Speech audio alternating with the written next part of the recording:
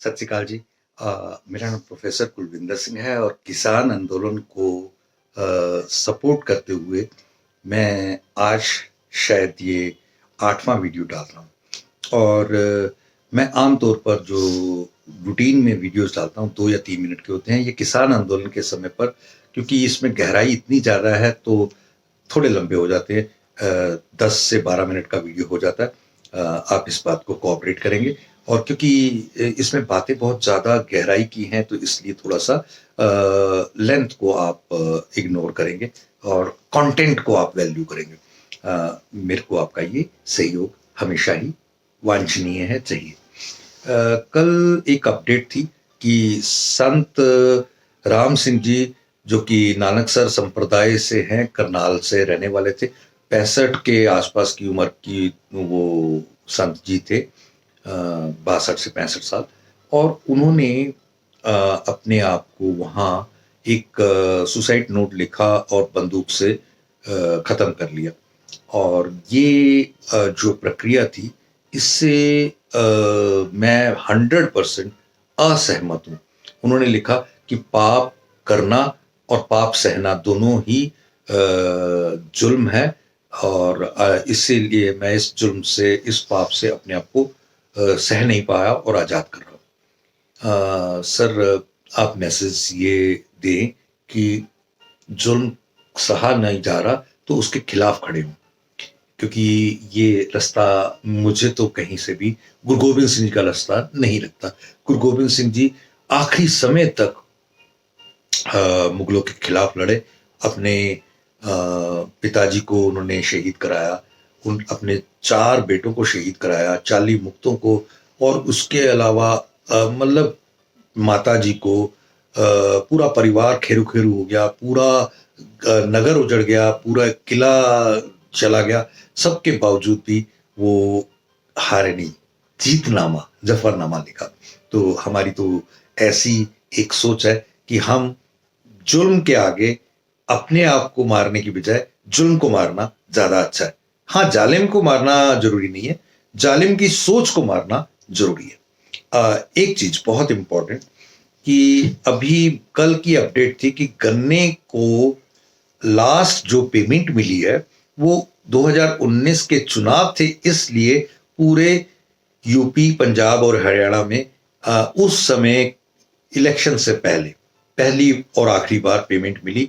और उसके बाद से आज तक किसी एक किसान को गन्ने की कीमत नहीं मिली, उसका अपनी पेमेंट्स रिलीज नहीं हुई हैं। और इसके बाद एक बहुत बड़ी इंपॉर्टेंट बात यह भी सामने आई कि इस साल की गन्ने की एमएसपी तक डिसाइड नहीं हुई और किसानों को 14 दिन में पेमेंट देने की बात कही जा रही है। और खुद उनके डाटास बता रहे हैं कि केवल और केवल यूपी में ही कुछ 1000 करोड़ रुपए गन्ने की फसल के बाकी हैं। और कल बताया जा रहा है कि 3500 करोड़ रुपए के गन्ना निर्यात किया जाएगा, जिससे किसानों को ये फायदा, वो फायदा। और ये मतलब मैं तो हैरान हूं कि आपके अगर कोई चीज सिर पे पड़ गई तो आप अपने गोदी मीडिया के जरिए से कि चीजों को कि ऐसे वैसे या वैसे स्वरूप दिखाने शुरू कर देते हैं, जबकि एक्चुअल में आपके अंदर खुशबू हो तो नजर आती है, आपके अंदर खूबसूरती हो तो नजर आती है, बतानी नहीं पड़ती। मगर एक बात यह भी है, आपके अंदर बदबू हो तो भी नजर आती है, और आपके अंदर बदसूरती हो तो भी नजर आती है, वो दिखानी नहीं पड़ती। एक बहुत इंपॉर्टेंट बात ये भी आज डिस्कस करना चाहता हूं कि कल सुप्रीम कोर्ट की तरफ से कुछ बहुत इंपॉर्टेंट बातें हुई। 3 ऐसे व्यक्तियों की, जो जिनमें 2 एडवोकेट थे और एक दिल्ली के निवासी थे। ये तीनों व्यक्ति दिल्ली से ही हैं, अलग अलग हैं, अलग अलग पेटिशंस इन्होंने की थी सुप्रीम कोर्ट में। और आपको पता ही है सुप्रीम कोर्ट में पेटिशन करने का मतलब ही है कई लाख रुपए, कई हजार रुपए का खर्चा। तो ये काम किया गया कि किसान आंदोलन की गहराई से तो नहीं बताया गया कि उन पेटिशंस में क्या लिखा गया, लेकिन उन पेटिशंस के चलते 3 सरकारों को नोटिस दिए गए, केंद्र सरकार को, हरियाणा और पंजाब की सरकार को, जिनमें से 2 जगह तो बीजेपी की सरकार है और केंद्र पंजाब में कांग्रेस की कैप्टन सरकार है अमरिंदर सिंह सरकार, तो उन्हें आज हर हाल में जवाब देने हैं। उस नोटिस में क्या है ये भी बाद में पता लगेगा, बहुत ज़्यादा डिटेल्स नहीं बताई गई। और एक कमेटी बना के चीज़ों को जो सॉलिसिटर जनरल हैं वो जाकर के ये केस इसके लिए उन्होंने हाजिर हुए और उन्होंने बताया गया जो भी उन्होंने अपने सरकार का पक्ष रखा, तो उसके ऊपर जो सुप्रीम कोर्ट ने बात कही, तो वो सुप्रीम कोर्ट ने बताया कि आप अगर इसको जल्दी ही सॉल्व नहीं करेंगे तो ये एक बहुत राष्ट्रव्यापी बड़ी मुसीबत बन जाएगी, दिक्कत हो जाएगी और इसका बहुत दूर तक प्रभाव जाएगा, शायद इंटरनेशनली भी इसका नुकसान आए। और इसे कमेटी बना के फॉर्म करके इसे केंद्र से भी और बाकी सरकारों से भी और किसानों से भी उनके रिप्रेजेंटेटिव लेकर कमेटी बना के इसको सॉल्व करने का क्लॉज दर क्लॉज एक एक चीज को सॉल्व करने की सलाह केंद्र supreme court honourable supreme court ने दी है। एक बहुत इंपॉर्टेंट बात बोला कि मैं अपनी बात को खत्म करूंगा। एक बहुत महान राजा हुए थे और वो देश की समस्याओं को जानने के लिए भेष बदलकर घूमते थे।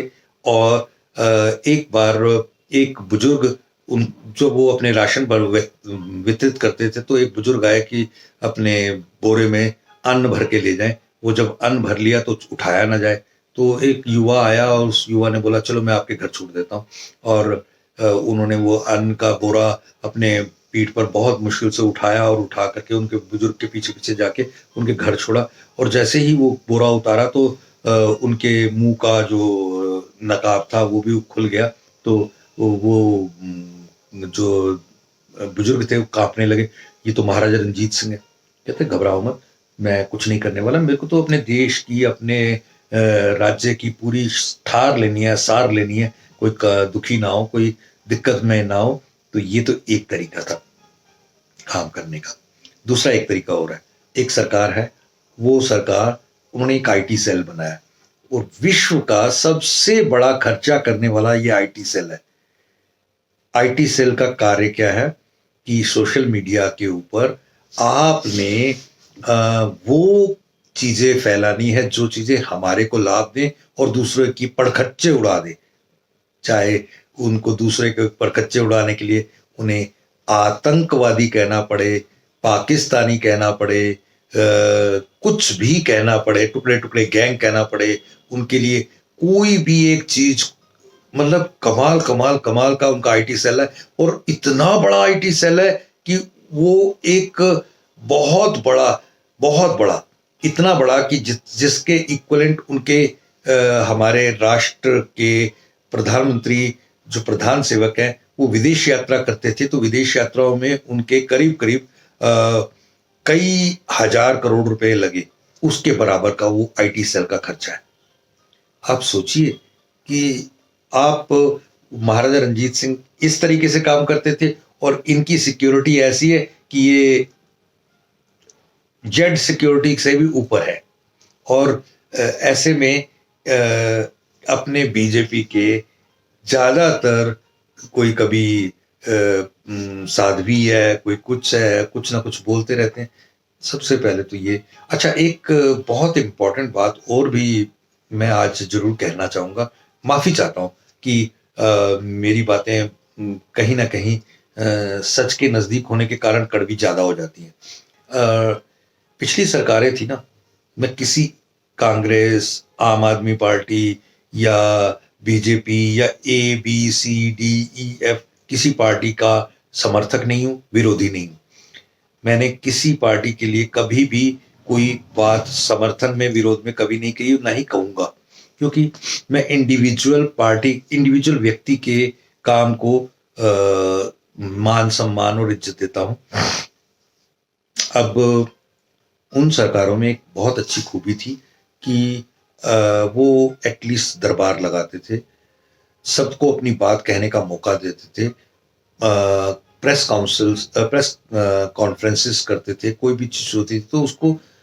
और यहाँ एक ऐसी अजीब डिक्टेटरशिप या कह लीजिए सेल्फ स्टाइल मंत्रमुग्धता है, अपने ऊपर एक बहुत ही जबरदस्त कॉन्फिडेंस है कि कभी भी कोई भी वन वे अपना मुद्दा तो रख देते हैं, लेकिन कभी दूसरे की सुनने का कोई है ही नहीं।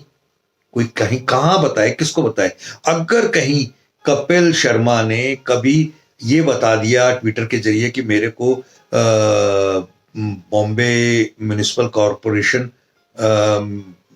कुछ रिश्वत मांग रही है, तो बेचारे की धुएं निकलवा दिए, जीरो पे खत्म कर दिया और नशेड़ी हो गया, और कहां तक वो बिल्कुल बर्बाद की कगार पे जब तक नहीं पहुंचा।